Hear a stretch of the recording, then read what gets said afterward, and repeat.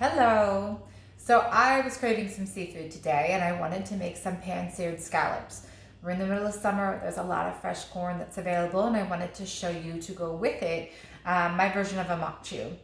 So a Maque Choux is almost like succotash, we call it in central Pennsylvania. You know, a corn and onion-based slaw, if you will, a version of. So this is my version of how I'm going to make it. So what do I have? What am I starting with? So I started with grilled corn. When we grill corn, I soak it in water for at least 10-15 minutes. And then I put the whole ear with the husk and everything still on it onto the grill, and they look super black. It looks like it's really burnt. It's not. What the water inside does is it steams the corn and keeps it just so amazing. And it has a nice little smoky flavor to it. So I'll show you here. Once you take that husk off, look how amazing that looks on the inside. Perfectly steamed and beautiful, but it has this really nice grilled flavor to it. So I did that to all of my ears of corn. And then I just used a knife, sliced it right down the side and took it off the cob. So on my board, you can see I have that grilled corn that I sliced off. I have diced red pepper. This is the whitish parts of green onions or scallions. I have the greenish parts over here that we're going to use at the end as garnish, and I have some chopped cilantro. Other things that I have are, of course, my scallops. So these are sea scallops. They were on special this week, so I treated us to them. As long as they smell like the ocean, they're nice and salty, there's no fishy note to them, you know they're nice and fresh. Usually the only thing you have to do to prep them is to make sure you take the muscle off of the side of the scallop. So let's see if I can get close enough. There, can you see it? Sticking out, that little part here, you want to make sure you peel that off of every one of your scallops. It's what connects the scallop to the shell. It's kind of tough, it's not enjoyable to eat, so go ahead and peel those off. These scallops I've put on this pan so they can kind of get air dried. Salt, pepper on top, and I have just a little bit of plain flour there. We're going to dust them at the end. Other things that I have, a little bit of butter, you know, I don't shy away from cooking with that, and some heavy cream. So the one thing that I've done before I turned on the video was I rendered out a couple strips of bacon. No, this is not my most lean recipe. I know I just did a beet carpaccio, totally healthy. This is the opposite.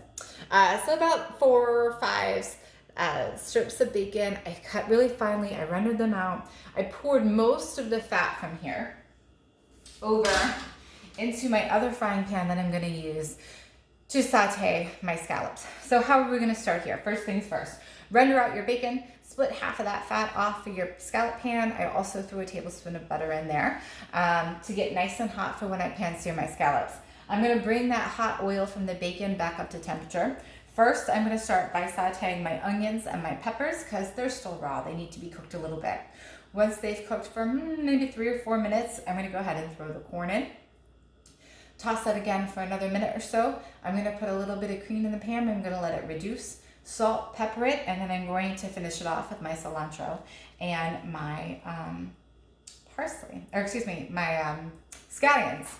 For the scallops, what I'm going to do is I'm going to go ahead and heat that fat, and when it gets up to temperature, I'm going to bring you back. I'm going to show you how I just dip those scallops lightly in flour, and we put them in place in the pan in that really hot grease. We're going to let them sit. We're not going to mess with them, and as soon as they're done, just about minute and a half on each side, we're going to flip them over, have a nice crust, and I'll show you how we finish this up. Okay, I'm back. So we have 2 different things going on at once.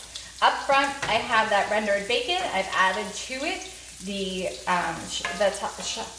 chopped scallions and the red pepper so they can saute. And in the back, and if you can hear, I have the rest of that bacon fat with the butter, and it's gotten nice and hot. So how we do this?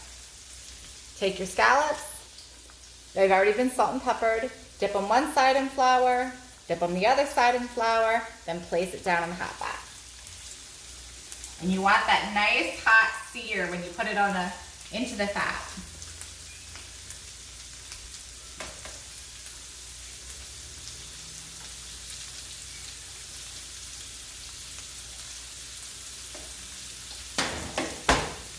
I'm going to get this pan full. And once you get them in the pan, you want to try not to touch them. What that's doing is it's forming a nice brown crust on them that you want to see. I think I have room for one more here. Maybe one more. That fat all around, I'm going to move that out of my way.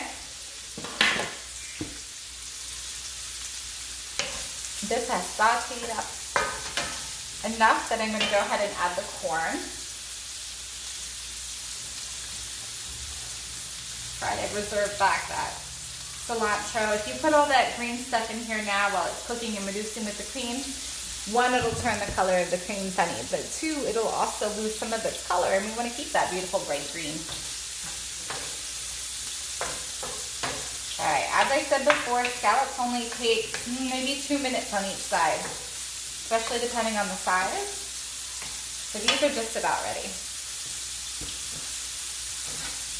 Grab my board, and I'm gonna grab a fork. By all means, if you have tongs, use them. I'm gonna use a fish spatula and a fork. And I'm gonna start where we were and flip them over, and I hope you can see that beautiful brown crust that we've created on these scallops. Oh my God, they're gorgeous.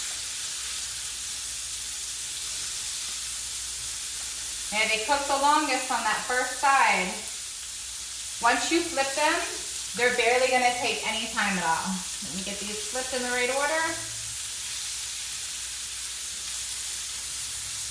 Flip for me. All right, so I'm only gonna give them maybe 45 seconds on the other side. If you can look here, let me give you a sneak peek. Look how gorgeous and brown they are. But again, only about 45 seconds. I'm gonna pull these out of the heat and I'm gonna do the rest of them. When you touch it, you still want it to have give to it. If it gets really rubbery, you've overcooked them. So I'm gonna keep an eye on those, get them done, and get back to you. I'm also gonna put a little bit of cream in this pan with my Maque and let it reduce down. Okay, time to finish up. So I rendered that bacon, added the onions and the peppers. Once that cooked a couple minutes, put in the corn. And then when I did so, I added probably about a 1/4 cup of heavy cream. And I mean, really, it just took 2 minutes, 2.5 minutes for that cream to reduce down and form a little bit of a sauce on this Maque.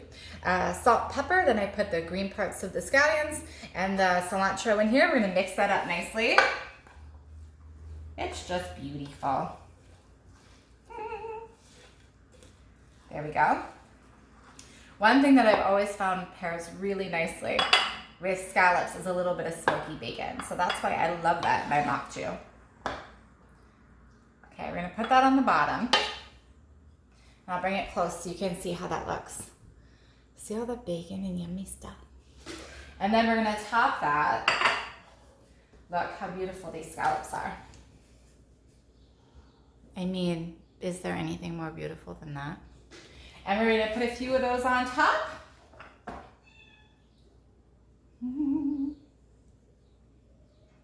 I'm thinking this might be my favorite meal this week. I think we need one little one there in the middle. Beautiful. There you go. Pan-seared scallops over a nice roasted or grilled corn Maque. Oh, look at that. Oh. Okay, last thing real quick. One I'd like to have with this, I'm only going to open it if my girlfriend comes over for a glass because this was a gift to her that she then brought to me. So I definitely want her to be able to try it. But this is a poulet foussé out of Burgundy. Sorry, my brain's not working today. So poulet foussé is in southern Burgundy and it is home to Chardonnay. So really any white wine that comes from Burgundy is Chardonnay. But poulet foussé means usually an oaked Chardonnay. Poulet fumé is an oaked Sauvignon Blanc. This one's a little bit unique though because they choose to use no oak. They choose to use all stainless steel, which I like. That's my preference. And when you have a delicate food like the scallops, you can do a Chardonnay as long as it's not really huge and powerful and overpowers the seafood itself. So that's what we're going to be enjoying today. One unique thing about this one that I wanted to share is it's a single vineyard. So you see the Sous la Roche down there on the bottom, Sous la Roche. So anytime, we talked about this before, the bigger the area the wine can come from, anywhere in California, anywhere in France, it's the cheaper, usually a lesser quality wine. When you get somewhere smaller, like Burgundy, like this wine comes from, it gets more expensive, higher quality. Go smaller, like Pouilly-Fuissé, more expensive, higher quality. Go smaller to a single vineyard, and you have a really high quality wine. So hopefully you'll get to enjoy this with the scallops tonight. Hope you find time to make this recipe. Talk to you soon.